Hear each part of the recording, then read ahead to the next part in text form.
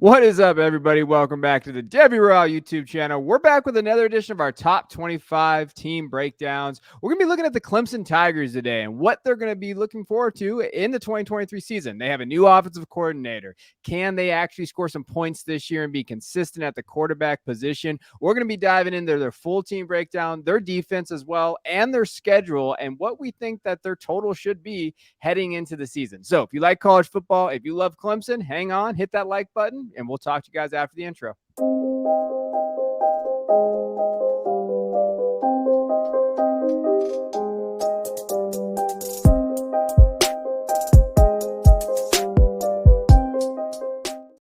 All right, we've been doing a lot of these, and I think for this one, when we get into Clemson, understand their year last year. They were 11-3. They won the ACC, 8-0 conference record like they always do. That's why the hell they want to get out of that ACC right now. But I think they were unfortunately they probably are a loss away from a loss to South Carolina, away from actually making the playoff. That one loss was a terrible one, DJU and everything everything that was going on there. Then they just got absolutely blown out in the Orange Bowl against Tennessee, and that was a bad game for them. Their offense was okay, 30th in the country for points per game. Their defense was fine too. They were 22nd, top 25 defense, but it was just the consistency issues that they had. Basically with DJU at the quarterback position, the running backs and wide receivers, they had that, but their wide receivers definitely need to take a step up. We'll talk about that. But overall, pretty disappointing year for Clemson. 11-3 for most programs is okay, but they want to go win a national title. They want to be in this. But we are starting to get to those teams now that can have a chance for a national title or a college football playoff. So this is exciting as we get into these breakdowns. So let's talk about their offense, and we're going to go to the offensive line. What do they got returning? What are we looking at, Christian? Yeah, so 4 starters back on this offensive line. Blake Miller, Marcus Tate, Will Putnam, and Walker Parks are all returning. Tristan Lee played very limited snaps last year, but was really, really good in pass protection when he was on the field. So I think when we talk about national title contenders and what that looks like, continuity and consistency on the offensive line, but specifically good continuity. This group was pretty good last year, and I would say, there was some run blocking issues, specifically with their guards and on the interior. But when you look at this group coming back, I think you can argue that the loss of Jordan McFadden is kind of impactful. He was a good player. I liked him coming out as a draft prospect, but I think Tristan Lee can kind of step in there and potentially be a better pass blocker, which should help Cade Klubnik and crew, score more points, be effective on offense. But this is a group that I really like. Yeah, I think you hit it with McFadden. I think the biggest thing to me about this offensive line is that the depth is not there. I don't think they have elite depth pieces on this offensive line. So the biggest thing is they got to stay healthy. This group has to stay healthy here. They have some incoming freshmen I like Ian Reed and Harris Sewell. We'll get into those guys. But I don't necessarily think that they have those depth pieces that they need. So these guys got to go. And I think Tristan Lake can kind of step up. He's playing right tackle, so that's good. They kind of to get that development in there. But they got to stay healthy. Now, if we're looking at the offense as a whole, comes down to Cade Klubnik, man. Like Cade Klubnik's the guy. He, sophomore. We've talked about Drew Aller recently for the Penn State. They're really competing to see, hey, can they kind of be that number one quarterback in this class? Kind of an up and down year last year for Klubnik. He came in and they didn't do him any favors. Let's say that, 60 for 100, 692 yards, 2 touchdowns, and 3 interceptions. But again, the inconsistency, starting DJU, bringing him in off the bench. That Notre Dame's game stands out. Not a great game for Klubnik as well. That bad interception he threw, but they got a guy coming as offense coordinator, Garrett Riley. He's going to change everything, right? And when you're looking at his TCU offenses, they did at the wide receiver, and their passing offenses were some of the best in the country where he's coached at. And if you want to kind of deeper dive, I did a wide receiver video on Clemson that you can go take a look at that. Then you got Will Shipley, Phil Maffa, very good prospects at that running back spot. Wide receivers are better. Adam Randall coming off the ACL. He played a little last year, but he's still, getting into it. Bo Collins is my guy till the end, baby. Me and Bo are hanging out, but he's got to step up. Antonio Williams is there as well. Cole Turner, I think he's got that area there. And I think they have a really good prospect in Jake Brenningstool. Like, I really like him as a tight end. This offense, if it clicks, could be one of the best in the country. Yeah, from a skill position perspective, I think we've come to know the Clemson offense for having good receivers, and I think you can make an argument that last year that area didn't really live up to the hype. Now, DJU was a big part of that. I think, he made their lives difficult, but they also should shoulder some of the blame for some of the offensive woes last year. This group coming back, though, I mean, Antonio Williams is probably the best receiver in the ACC. That's my, I guess, Yeah. hot take. I think he's going to be really, really good at generating separation, giving Klubnik easy targets. I think that was part of it last year was he didn't get a lot of easy targets.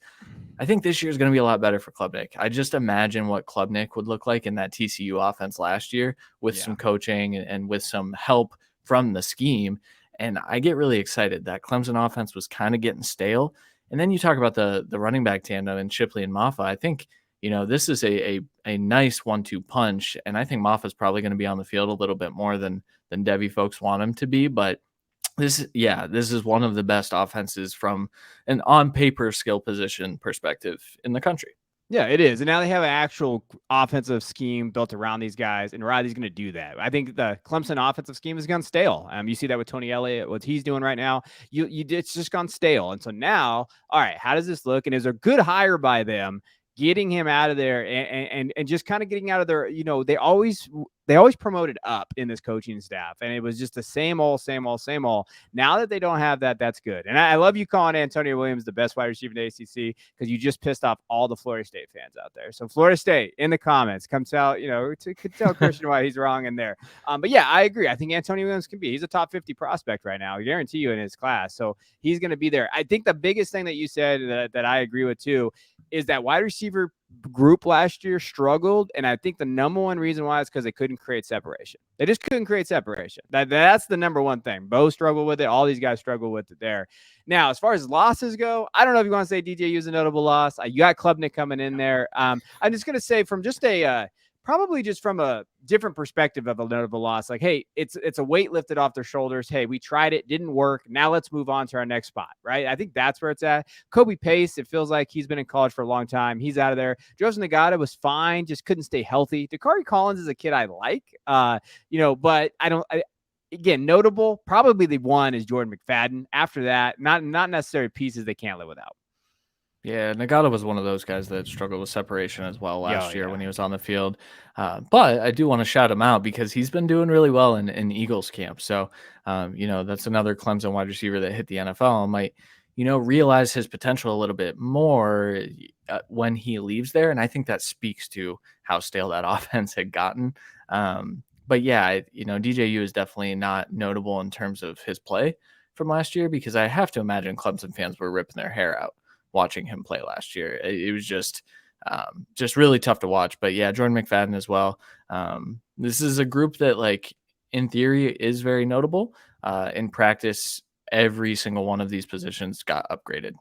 Everyone. Yeah. Yeah. And Except Cody Pace maybe isn't McFadden. really. Yeah, and Cody Pace isn't really like he wasn't out there. We talk about recruiting though, so we're going to the recruiting trail. So let's talk about Clemson's ability to recruit. This is what keeps them in the college football playoff, category because they do recruit well. They don't go after the transfer portal. The transfer rank is 101. We're going to talk about that later. But composite rank, they're a top 11 team here. They got Christopher Vizina. I've watched him a little bit. I like him. He's a Clemson quarterback, though. We'll see what that is moving forward with Klubnik being there. Zach Owens was the good one. When you're looking at what Zach Owens did, 4-star kid, 6'6", 365. He's a big boy. He's going to lose about 20, 30 pounds, but he'll put on the muscle. Harris Sewell did really well. I thought they did a pretty good job at their wide receivers. It's pretty much the same guys. You see Noble Johnson in there, some of these other guys there, but a very solid class. Now, their defensive class is really good. So when you talk about their defense, what they've been able to do there, really, really good there. But on the offensive side here, I thought they went after some wide receivers. They, filled some depth pieces there, and they did fine. Yeah. Vizina is kind of like a knockoff version of Klubnik. So I'm interested to see what that looks like in a couple of years. He wasn't my favorite quarterback prospect, if I'm being honest, but I think, being in this new system, I think that he could be something in the future. But yeah, this is a fine class, a lot of receivers, and I feel like that'll work itself out later. And here's the thing. With Riley being there now, you don't need a quarterback-dependent guy to uplift this offense anymore, I don't think. Look at Duggan. Duggan, he was a Heisman candidate, and he could be Vizina could be that kid, right? So like I do think with the new offensive system, it gives them a little leeway now where they don't necessarily need that top Trevor Lawrence, Deshaun Watson guys to really carry them to the playoff anymore, because I do think that it gives them just a little leeway. I think that helps this team kind of its upside, because the defense is always going to be good. They do a great job on the defensive side of the ball, recruiting wise and everything like that. So like again, that offensive side is going to be good. Again, transfer wise, they got guys. They got Paul Tyson, Arizona State kid, coming in. So when you're looking at kind of their quarterback room, it's Klubnik, probably Hunter Helms, Tyson kind of is in there with Vizina kind of redshirting this year. But I don't know. You have any scouting breakdown on Paul Tyson for us? He's a fine player to have in your quarterback room. I think that's about it. Yeah, that's pretty much it. All right, impact players. The guy for me is Cade. I want to see how he's going to step up and be there. I think the big thing for me with Cade was like, hey, what is his weight? 195 is just kind of where he's listed at. Will he get in that 200 range? Because he came into college pretty small in terms of the weight area there.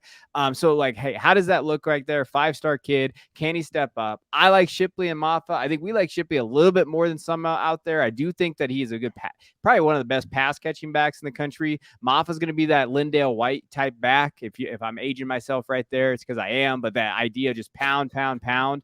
And Antonio Williams can really step up. I think the sleeper in this one is Adam Randall. If Randall can kind of come off that injury from last year and really step up, that can elevate this offense. Yeah, I mean, there were people too that regarded Randall higher than Antonio Williams, Yeah. despite their recruiting rankings. Yeah, that wasn't me. I like a smaller guy who can separate, I think, a little bit more after what the NFL has taught us that is translatable, and how these new college offenses are working. But this group, like I said, this wide receiver group is gonna really help Klubnik out. This scheme is gonna really help him out. This is a good offense. This should be one of the best offenses in the country. Yeah. All right. Let's go over to the defensive side of the ball. So the big thing about the defense, overall, they lost some guys. They lost 4 studs into the NFL. So 4 all ACC players in the NFL draft. So they're definitely going to have to figure that out. But they have 8 starters returning, right? So it's really like one of those things where like they lost some studs, but they're just going to replenish them. Wes Goodwin did a pretty good job last year as defensive coordinator after Venables left for Oklahoma. So you'd like to see him kind of take that elite level. They got a lot of guys coming back, and they have some studs coming up. What are we thinking about this defense? Another fantastic group. Tyler Davis, being in the draft community, I saw a lot of buzz for Tyler Davis when a lot of folks thought he was declaring. A lot of people saying, this is the best Clemson defensive tackle. I still like Brian Brzee. I thought he was a pretty good player in there, but I get it. Tyler Davis can anchor that middle. Jeremiah Trotter, if they get by Tyler Davis, they're not getting by Jeremiah Trotter. So when you're solid up the middle, that's really going to help you out. Barrett Carter's another returner that I think is going to have a good year. Nate Wiggins was good last year as well. So this is a group that, I mean, when we talk about the defense last year, it was a lot of really good guys. I think there could be a couple of superstars on this current defense. Trotter being the number one, I think, in my opinion.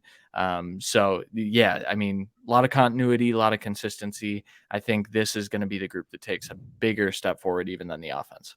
Oh yeah, no, I think it can be, and I think this right here. This defense is a college football playoff championship. Like they can win just based on this defense. That's why you're excited about that offense, because we could say Clemson's back, even though they didn't really leave. So don't yell at me, Clemson fans, but you can. Notable losses. You and me kind of like Miles Murphy. I feel like going into the process last year. I think that he kind of got slept on a little bit in the pre-draft process and everything that was going on there. Obviously, that's a big loss. I wanted Bresee to go to the Cowboys, so I love Brian Bresee out there. Trenton Simpson as well, KJ Henry, these guys. Obviously, that defensive line took a hit, but the guys that we're talking about, Trotter, Davis, some of these other guys are going to step in there. But yeah, I was a big fan of all these guys. Yes, it's notable losses, but because of the way that the recruiting they hit the recruiting trail, they just fill these guys in, just like Georgia, just like Alabama. For sure. I mean, KJ Henry, good player as well. Miles Murphy was one of my favorites in the class. But when you've got guys like Xavier Thomas coming back, he only played in 3 games last year, but was good in those 3 games. You've got Barrett Carter that can generate pressure. Like they're still going to be able to plug and play with the guys that are stepping in. So I think Clemson fans should, it sucks seeing those guys leave, because I think if 1 or 2 of those guys stay, if Brzee and Miles Murphy stay for this defense. I think we're talking about like a Georgia level defense. Yeah. Unfortunately, they took off, and that's okay. They're still going to have one of the best defenses in the country. Yeah, and it'll be interesting for me with you could tell anytime we have the logo up and not a player, that means they just attack that side of the ball on the recruiting trail, and they did. And I think the fun thing about this is they went in and they have 11 recruits from Georgia. And they got Vic Burley from Georgia. He's positioned, third overall defensive lineman, 6'5", 276, 5-star kid. He's a beast, man. I love watching his tape. Burley could be one of those guys that steps in maybe a little early. Tamarian Parker as well. They got him from Alabama. They got four guys from Alabama. So their two top defensive linemen are top 6 guys at the position. And so this is when we're talking about they just reload, baby. Peter Woods, same thing. Alabama kid. He's number 8 at his position as well on the defensive line. And then Green, if you look at there, the top 4 guys are just going to be defensive linemen. 6'4", 267, has the wiggle that you like to see. Also from Georgia. They go out and get Georgia boys, and you saw that. I know the coaching staff has talked about Kylan Webb as well. He was an athlete from Florida. It looks like he's playing safety, 6'1", 180, and you have to like that too, in terms of their roster and kind of their secondary. But they went out and got the safety position as well. But they freaking they did it. They went through and they got their dudes, and I do like that they're attacking Georgia, Alabama in those areas for their positions. For sure. Clemson's always going to recruit like this. I think, there were times where when Ohio State and Clemson really started to come on as, prominent programs, obviously they have been for a while, but over the last decade or so, they really stepped up their recruiting, rivaled some of the SEC recruiting trails. I think where some of the other teams have faltered is they've put some resources toward the transfer portal, but we don't have that problem here at Clemson, baby. We're still hitting the recruits, and things are going well on that front. I think you're right. Vic Burley has an opportunity with the loss of Brian Brzee to kind of play in there with Rook and Tyler Davis and kind of rotate in. This is a more of a ready group than most recruiting classes too, I think. So you're going to see some of these guys on the field this year, I think. Yeah, no, I think so too. And I do know they like Peter Woods as well. Like he's really kind of stepping up there. We put the transfers here and I put question marks on purpose because they don't have any. Like, in terms of the transfers, they only have Paul Tyson, quarterback. And we know that Dabo Swinney does not believe in getting transfers. So I just kind of wanted to mention that. Like, and I get Clemson people mad when I talk about this. And I don't it's going to be sustainable to do this if you can still recruit like we just showed you. If you can still get Vic Burley and some of these guys and you don't miss, I think, that's fine. I think the question becomes like when you start missing on some of these prospects, if you're not going to go out there and get an offensive line, because, hey, offensive line, I mean, those dudes are getting millions of dollars in the portal, like because of how bad offensive line play is. Like if you're not going to go fill your roster with some transfers like everybody else is doing it. Look at Ohio State, look at Alabama, look at Georgia. Those guys do go get portal guys.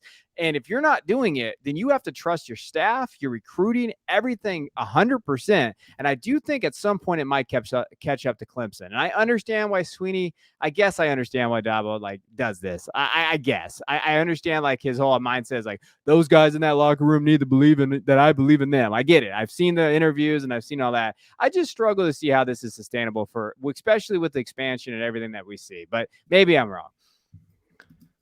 I think you're right though.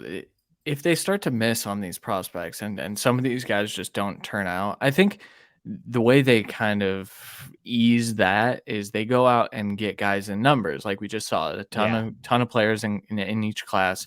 And maybe it's not Vic Burley that's the one that stands out. Maybe it's the 3-star that also tagged along that, we didn't get on the graphic because there's too many of them, for example. Like it's those things that could potentially make this sustainable. Yeah. But this is kind of ignoring where college football is going, and we've had those conversations. So I if I'm a Clemson fan, I get a little worried about this, but it hasn't failed yet. And so I think you're still feeling good about it, but we're just kind of at the tip of the iceberg for transfer portal stuff.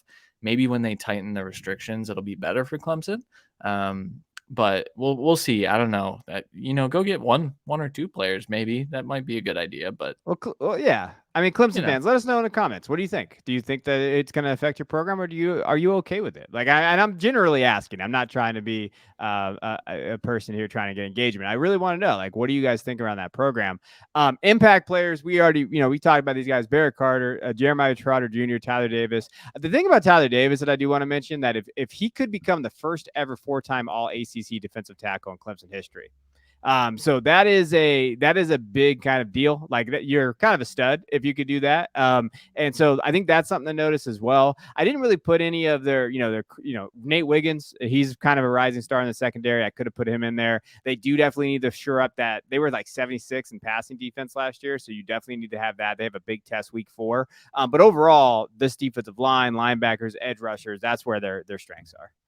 yeah, whole team's full of impact players. Jeremiah Trotter Jr. is, being regarded as probably one of the top 3 to 4 linebackers in the country. Um, and I don't know. I look at this defense and I don't know how they lose many games. Yeah. This defense is going to allow for some growing pains with the new offense if they have them. If they don't have them, then we're talking about a Yeah. 2 seed, 3 seed in the college football playoff. That's good Yeah. stuff. Yeah, I honestly, like, when you're looking at Jeremiah Trotter, excuse me, and then Barrett Carter, like, those two guys are the two that might be that duo. Could you imagine being a running back in the ACC and then trying to get to the edge, or even just trying to put your head down? I mean, this is scary. Like, this is a scary ass defense on this side, and I think that's where Clemson's going to make its money this year. As far as the schedule goes, when we break this down, they should get the first 3 wins. That's no big deal. They should be 3-0. Duke, I guess, at Duke, that's Riley Leonard. That's Christian's guy. But if they shore up that defensive side, I think they're going to be after Riley Leonard all game. So, like, I don't know if he's going to survive that game. I think that's the big one. Florida State's the big with it. This is the big in game. If week 4, Florida State's getting all the buzz. If Florida State beats LSU, they're going to get even more buzz. They could both go in there undefeated. But outside of Florida State and in Notre Dame, I don't see a ton of losses on the schedule. Nope. I mean, here's the thing, though. The last couple iterations of Clemson, I haven't also seen many losses, and then the losses pop up. So DJU was there, so I think that was the big one. And you're right. And we were still living in the old Clemson offense and things like Yeah. that. So I do, I think the Florida State game is going to be very, very difficult. And I think that is one of the marquee matchups of that week without even looking at the rest of the slate. If they get through Florida State, I think there's a chance they go undefeated and they're in the playoffs. So yeah, and even if they lost to Florida State, if they ran the table too, and then go to the ACC championship game and beat them, or whatever the case may be, there, I think at home helps against Florida State as well. And Florida State's got to beat them. Like, and you know what? Clemson dominates the ACC. That's the other thing too to think about. So their over unders 9.5. I feel pretty safe with the over. Like, I feel very, very safe there. That's probably the lowest over under I've seen for Clemson in some time. Yeah, over. Easy over. Yeah. All right. So let's talk about it. Let's just kind of wrap it up. I think that Clemson has a chance. They could definitely run the table like we just talked about. I think the ACC is there for the taking. I think there's some teams down in the ACC as well. They kind of miss some of those teams that you don't necessarily, I mean, they want to give, revenge in South Carolina, obviously SEC, but that rivalry there after what happened. But overall, I think that people are sleeping on Clemson a little bit. And if Cade can take that next step, they are a playoff team. And even if he doesn't take like a huge step, that defense can lead him there.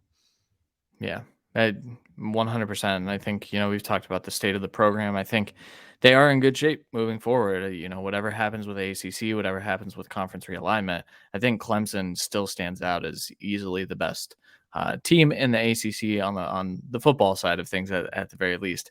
And I think, with Dabo's faults comes, a lot of success as well. So, yeah, we like to give him crap on this show, but he's a good coach that wins a lot of games, and I think that'll continue in 2023.